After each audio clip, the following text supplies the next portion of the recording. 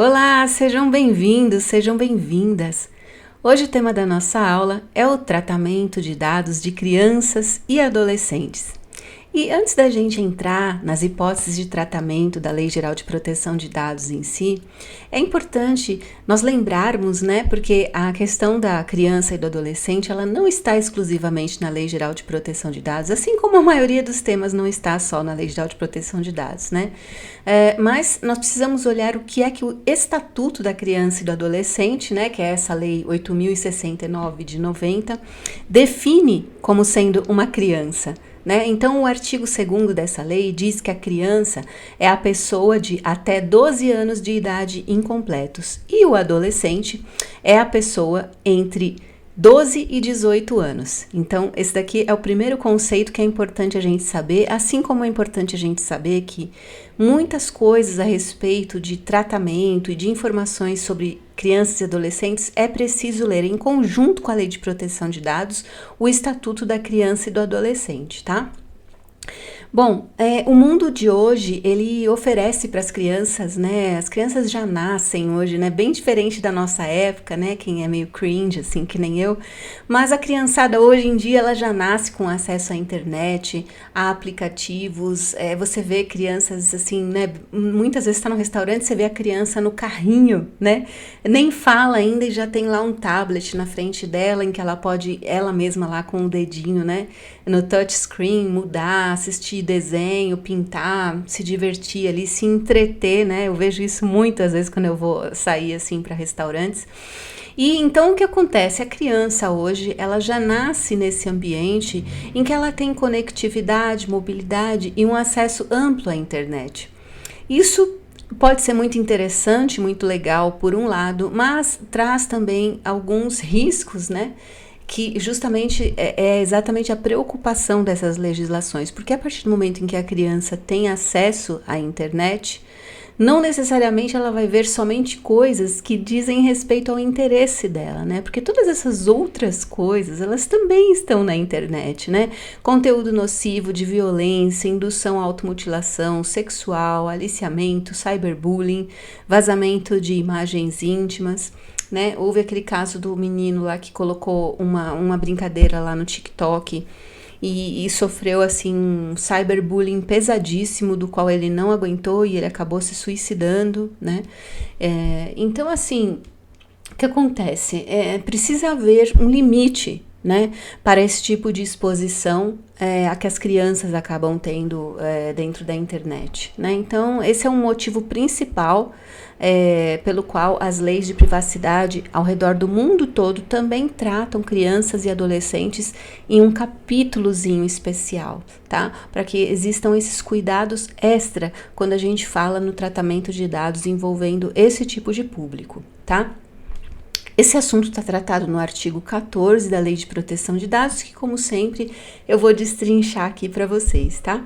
Então, todo tratamento que envolve crianças e adolescentes precisa ser realizado no seu melhor interesse, ou seja, aqui é aquele caso em que, mais do que qualquer coisa, a questão do desenvolvimento da criança, daquilo que realmente vai lhe favorecer, precisa ser observado acima de todas as coisas, inclusive do interesse de lucro, dos interesses empresariais, de todas as outras coisas que podem estar norteando eventualmente uma operação, tá? No caso de um tratamento de criança e adolescente, é necessário pedir consentimento dos seus representantes legais. Esse consentimento precisa estar destacado, precisa ser específico para aquela finalidade. Então, toda vez que você vai trabalhar com isso, surge a necessidade de você, como empresa, ter um lugar para identificar que aquela pessoa é o representante legal do menor e guardar a evidência desse consentimento. Explicar para a pessoa que esse consentimento se refere a uma informação que o menor vai acessar e de uma maneira muito clara ao que é que aquela criança terá acesso. Caso você faça isso sem cumprir todas essas formalidades, esse consentimento não será válido, tá? O controlador precisa manter pública a informação sobre esses 3 aspectos: quais são os dados coletados no caso de a operação de tratamento se tratar a menor, qual vai ser a forma da sua utilização e como eles estão aptos a exercer todos os direitos do artigo 18. Nós não chegamos ainda lá, mas o artigo 18 é aquele artigo especial que eu falo para vocês que fala sobre todos os direitos do titular. Então, quando você vai tratar dados de menores, você precisa deixar esses itens muito claros, entendeu? Como que ele vai exercer os direitos? Tem um portal, tem algum lugar lá na sua empresa em que o representante legal possa entrar para exercer os direitos de titular?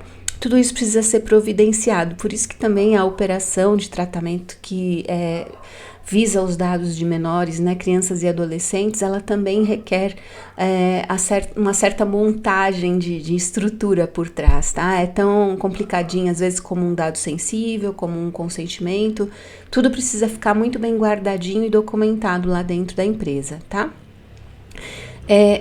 Existem exceções, né? Normalmente todas as regrinhas aqui da lei vêm com algumas exceções, então nesse caso a exceção diz respeito a quais dados podem ser coletados sem o consentimento, tá? E é sempre na defesa dos interesses do menor, ou para contatar os seus pais, ou para sua proteção, né? A criança sofreu um acidente, você precisa localizar os pais e não tem ali um dado específico, você pode eventualmente pegar o RG da criança, enfim, aquelas situações em que o bem-estar, o interesse dela está acima da questão da privacidade e da proteção do dado, tá?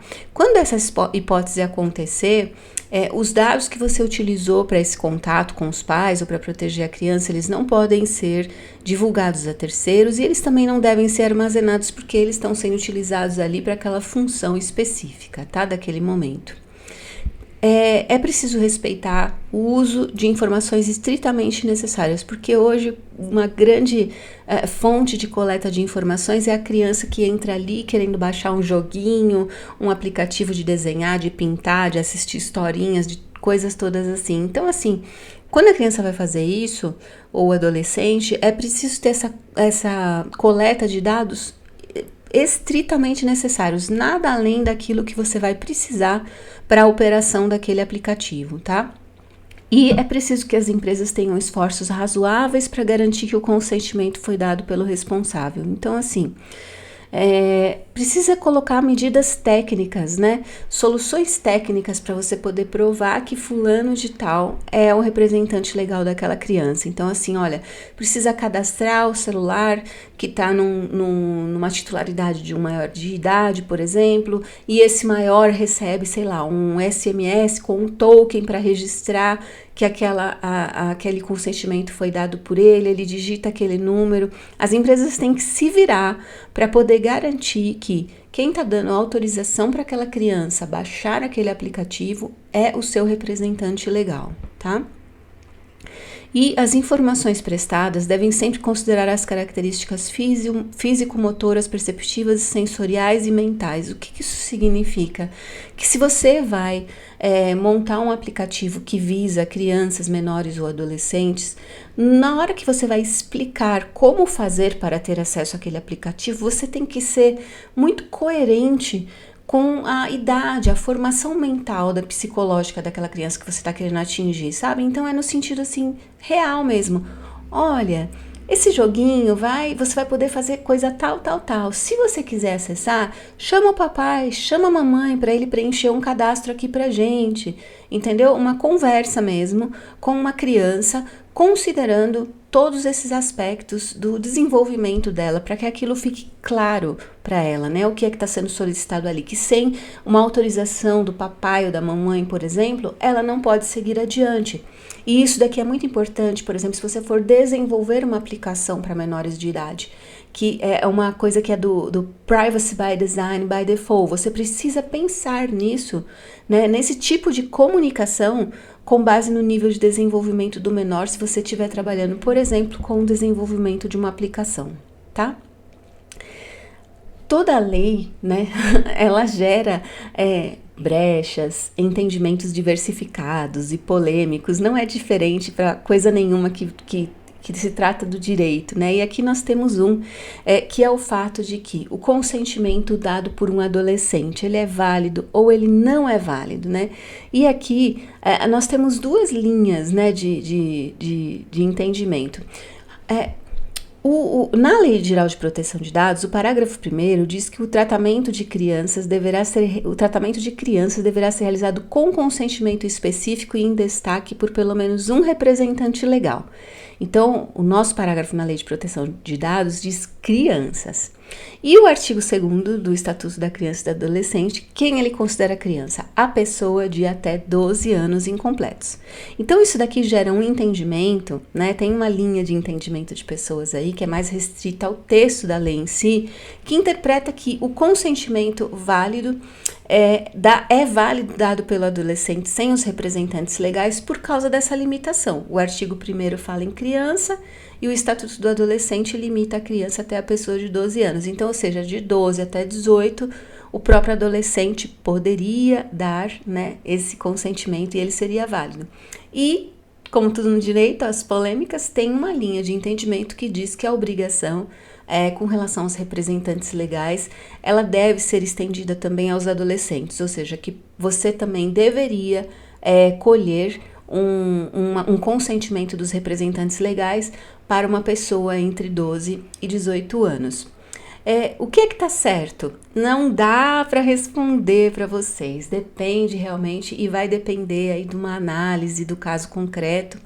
Essa segunda linha que define que defende, né, que o direito, o consentimento deve ser exercido pelo representante legal, ela se funda no fato de o Brasil ser signatário da Convenção das Nações Unidas para o Direito das Crianças, que ela diz que criança é a pessoa menor de 18 anos. Então, ela vai para uma outra lei esparsa, fora dessas que a gente está falando, uma convenção internacional, né, para dizer que, na verdade, deveria ser dado consentimento pelo representante legal também. Aqui a gente não tem como dizer para vocês, né, eu não tenho como dizer qual que é a resposta certa, porque vai depender do entendimento, do caso concreto. Como a gente não sabe qual é a resposta certa, por uma questão de cautela, de cuidado, a gente sempre orienta os clientes a pegar o consentimento do representante legal até 18 anos, para você não correr esse risco, tá? Provavelmente, quando forem surgindo as contendas, aí, as ações e até mesmo quando a autoridade nacional se pronunciar, a gente vai ter um pouco mais de segurança sobre o que dizer aqui em relação a esse tema, tá? Como sempre, eu sempre trago para vocês algum materialzinho legal, interessante, bacana que eu tenha achado aqui a respeito do tema. E tem um estudo que é um relatório de boas práticas para crianças e adolescentes do ITS Rio. Eu vou deixar para vocês na descrição do meu vídeo o link para vocês acessarem esse material. E ele é um estudo bastante completo, né? Tem mais de 44 páginas aqui. E eu adorei essa questão aqui, que ele tem um estudinho de direito comparado, né? Então ele mostra legislações de vários países, inclusive convenções internacionais, falando tudo aqui sobre quais são as leis que regulamentam o tratamento de dados de crianças e adolescentes. Então ele mostra aqui, né, todas as leis brasileiras, do Reino Unido, da Irlanda, faz uma comparação, né, entre uma e outra aqui de vários itens, né, fundamentos, regulamentação, destinatários, né, ele faz uma comparação, ele mostra também, além das legislações de vários países, algumas convenções internacionais, né, várias coisas aqui, o que é um conceito de criança, o que é considerado seu melhor interesse, na França, nos Estados Unidos, no Reino Unido, em vários locais, assim como em convenções internacionais. E qual que é o objetivo desse documento? Tá vendo? Ele fala sobre a Convenção das Nações Unidas.